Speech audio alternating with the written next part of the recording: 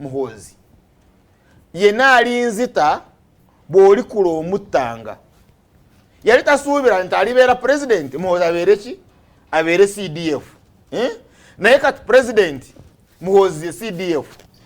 is a what land forces whatever it is but ekiri mu Muhoozi kiri nti yenna nzitanga yenna mpakanyanga omuttanga you avenge ekigamba avenge kitegeeza ki okukolera eggwanga okuwolera mu kitegeeza ki mu Luganda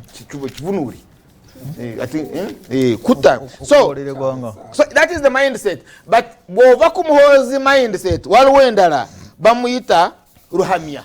mumanyi muntu ki Ruhamya mutabani wa Muhoozi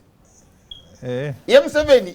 and by the chwara gote okutula nayo jo mbwe nomushara badde abuza gwe erinnya lya Ruhamya go wali wa muzzukulu wo because for abakadde abajajja bamu bawa bazzukulu amanya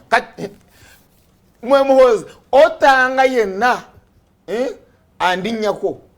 bina bagamba fast igwandinyirako go muteke wansi I'm constructing as a military machine to do that yayine mundu zonna kuma kitaawo naye wagwira nga bwabera la Central Africa abasigadde bateeke wansi nate n'omwana gwozadde is Ruhamya means nyweza nyweza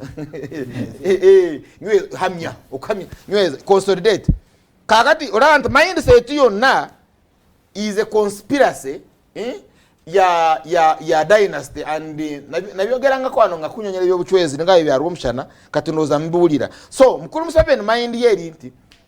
gwe Muhoozi ka family yange mbawadde state naye no state je mbawadde sije bawadde kukulakoranya abantu nje bawadde kwerwanako because 24 hours alaba bana Uganda bonna nga abalabe right singo vayo ngomulabe so Rutamaguzi ajja kuja wana wakane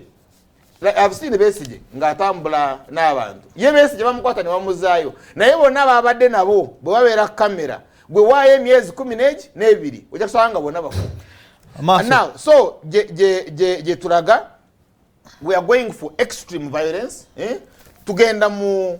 kufa naye ekirungi kiri nti mwagala nnyo tulo kasatu ebakatulo olumbe jeru nabasanga muyitireyo because temwagala kwefaako temwagala kwerwanako aliba wa mukisa omwana we alitambula n'atuuka mu refugee camp oba mu Uganda oba wabweru webali nnyo honorable Kiwana ngenda kuva bwentyo ng'ogamba bugambi nti musule bulungi